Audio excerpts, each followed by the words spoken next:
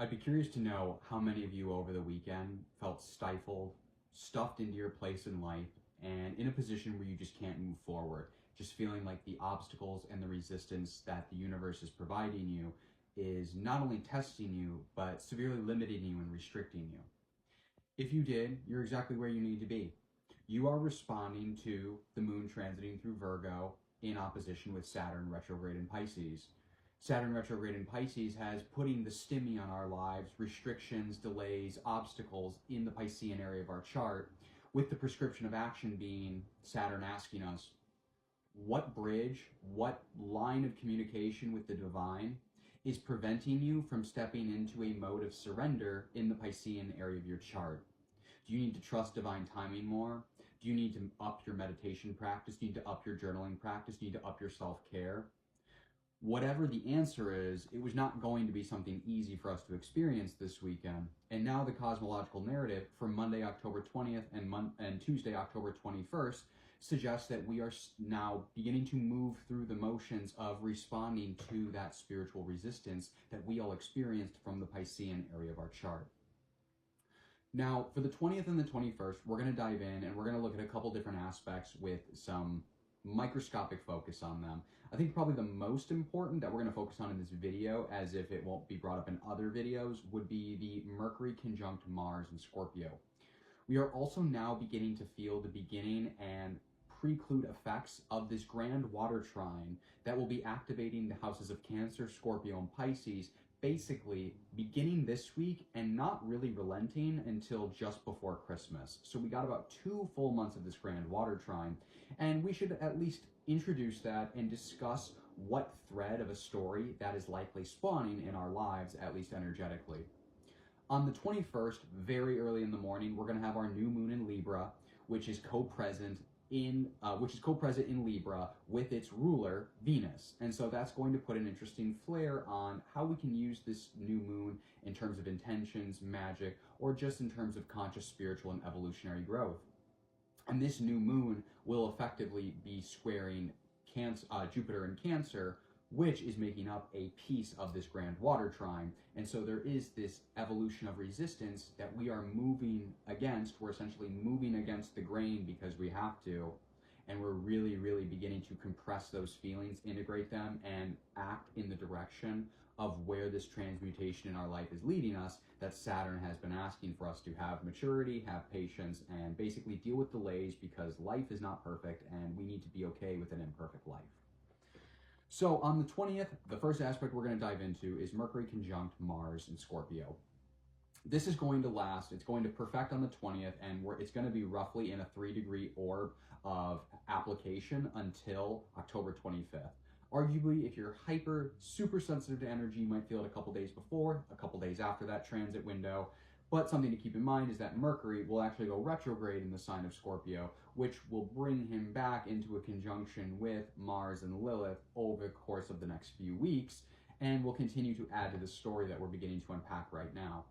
So as Mercury moves through Scorpio, Mercury is the messenger of the underworld in an area like Scorpio. The prescription of action for Scorpio, for anyone, regardless of where it falls in your chart, is this is where you've experienced darkness, this is where you've experienced some of the most impactful trauma in your life, and now it's time to transmute it. It's time to take the programmings that have been impacted in you from those difficulties, from those obstacles, from those traumas, and it's time to transmute them, transform, which is the prescription of Scorpio, into something that's beneficial for us, whether it's a more beneficial perspective in life, a more beneficial programming that allows us to manifest a better reality throughout our day, or just turning bad situations into opportunities for learning lessons.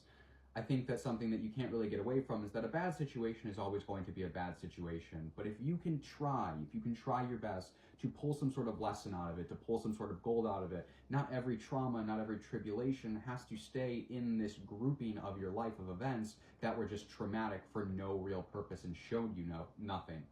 So that's kind of the prescription of action for Scorpio. So when Mercury is going through Scorpio, he is bringing information and data from these dark areas of our life, or otherwise, if they're not from dark areas of your life, they still might involve themes of death, sex, the occult, rebirth. Think of themes that are both Martian and Plutonic in combination. So Mercury is, again, bringing things to our attention that need to transform. When we get that conjunction, a conjunction is a synergy and an amplification of energy. Mars is in his domicile in Scorpio, where he is very, very driven to make those changes that need to be required in the scorpionic area of our chart. It's like that moment of the season of the year where we just decide enough is enough from this darkness, from this past belief system, from something that's holding us back, that we can feel it. And the feeling part of it, or the noticing part of it, that's going to be Mercury, because Mercury is essentially going to be working as the flag system that says, hey, over here, pay attention to this conversation. Isn't it weird how this conversation you're having is eerily resonating with something that happened to you as a child, and you feel like you're still projecting in life? You maybe don't know why or what it relates with. That's going to be Mercury in this position. And so with that conjunction with Mars is going to put us into not only a mindset, but a physical determination to transform and make changes in the scorpionic area of our life. On the 20th, we're also beginning to get the early formations of this grand water trine, which is going to activate Cancer, Scorpio, and Pisces of our chart. Regardless of who you are, regardless of what your rising sign is, a grand water trine we can kind of see as being... So remember eclipse season, everybody. If you don't remember eclipse season is like when you're fast forwarded, why can't I talk today? You're slingshotted forward, you know, like a bow and arrow kind of thing.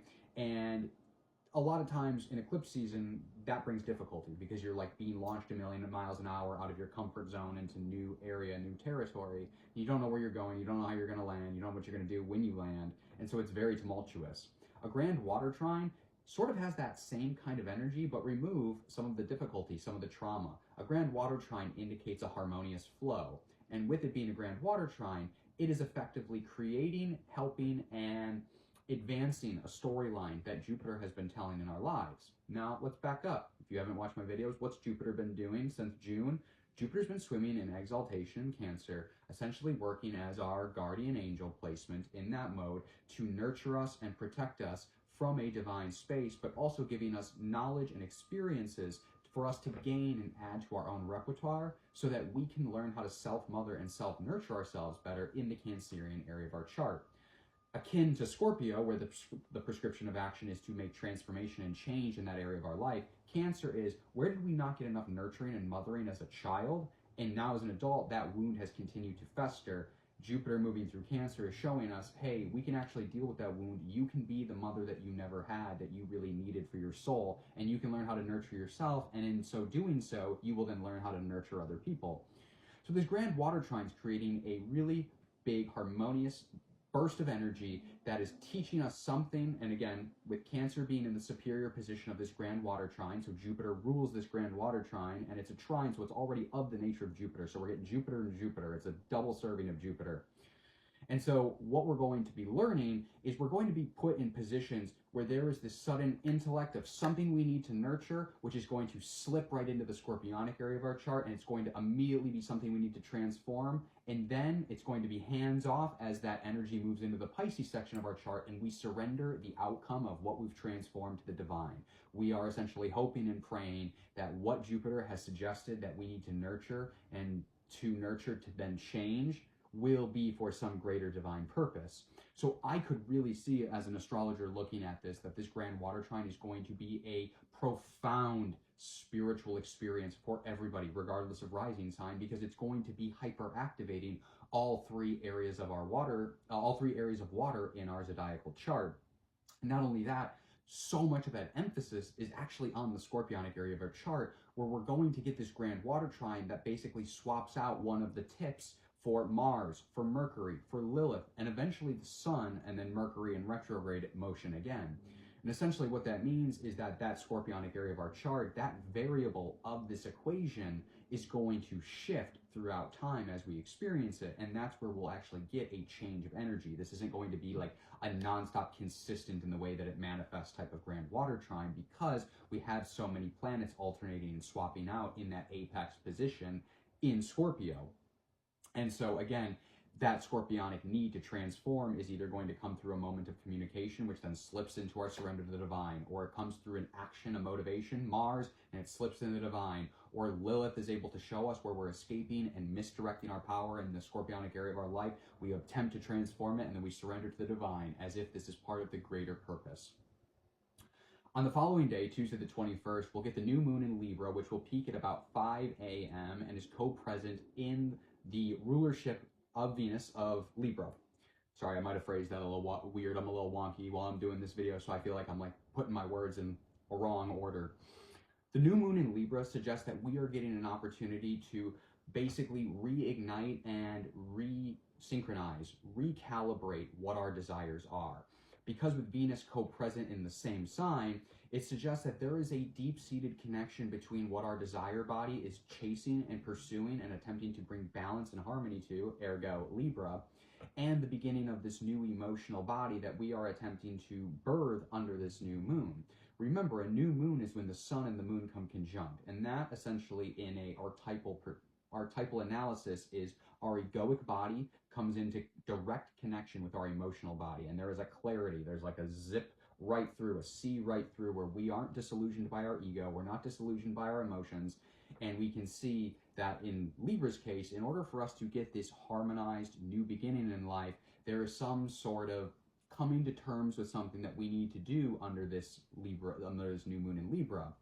This new moon in Libra will also square Jupiter in Cancer, which is in the superior position, which suggests that this new moon in Libra, this rebirthing of balance, of harmony, particularly in the direction of relationships in our lives, is coming into direct tension with what Jupiter has been showing us. And remember, Jupiter in Cancer is kind of acting as our guardian angel.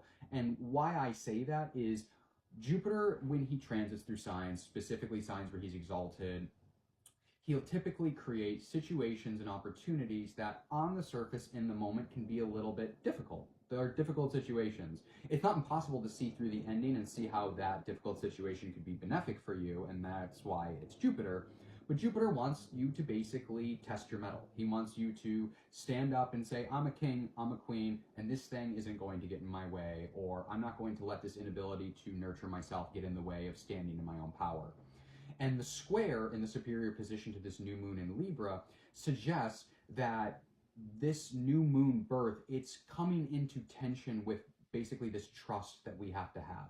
And that's a big element of what Jupiter in Cancer has been trying to show us, is that sometimes we just have to have trust in the divine in order to spend the time to nurture ourselves, to spend the time to nurture people. Think about how often people will sacrifice self-care in lieu of serving the matrix, or serving the capitalist system, serving work, serving your job, serving some obligation that doesn't actually benefit your own spiritual growth, let alone your physical life. And so I could definitely see that this new moon in Libra, it's like we are, again, attempting to birth some sort of harmony in our life, but the harmony doesn't look like it actually connects or makes sense with the fact that Jupiter has been trying to say, hey, things kind of work out for a reason, things work out the way they're supposed to work out, kind of just take the lessons as they come. And so I could see this new moon in Libra being a moment of tension in the fact that we might realize that we need to reharmonize and rebalance our relationships via the Libran section of our chart. But no matter what we do, it's always going to be a little bit of tension against what Jupiter has been trying to encourage in our lives, with it, which is this trust in the divine in order to nurture ourselves. And Jupiter in the superior square position suggests that this new moon in Libra, again, is actually acting on behalf of something that Jupiter is trying to show us in our life. And typically I find with Jupiter squares and oppositions, these are deficits in our life. These are areas in our life where we aren't caring for ourselves. And so Jupiter will give us a very strict, stern lesson and say, hey, there's no looking away from this. You see exactly what this is. You see exactly how to rectify it. There is no amount of your human ignorance where you can turn away from what you have to do and what kind of action motivation you have to take in order to rebalance the scales and, again, come into a sense of nurturing, a nurturing sense of self.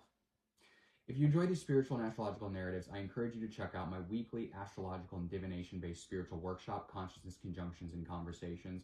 We get together and we talk about the following week's transits and the prior week's transits. We go through and we talk about how to delineate these on your spiritual journey. And if you really like these videos and how I use astrology to infer and imply archetypal symbolism in the greater astral and what the macrocosmic story means for us on a personal level, I encourage you to join my class. You'll have a lot of fun.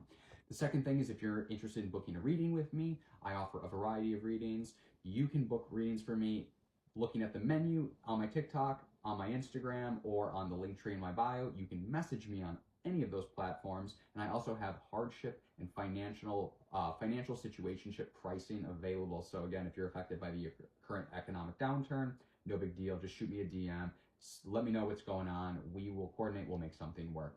So until I check you in my DMs for a reading, until I see you in class every Wednesday at 6:30, and you can sign up at the link in my bio, I will see you tomorrow for the next video. Y'all have a wonderful new moon in Libra.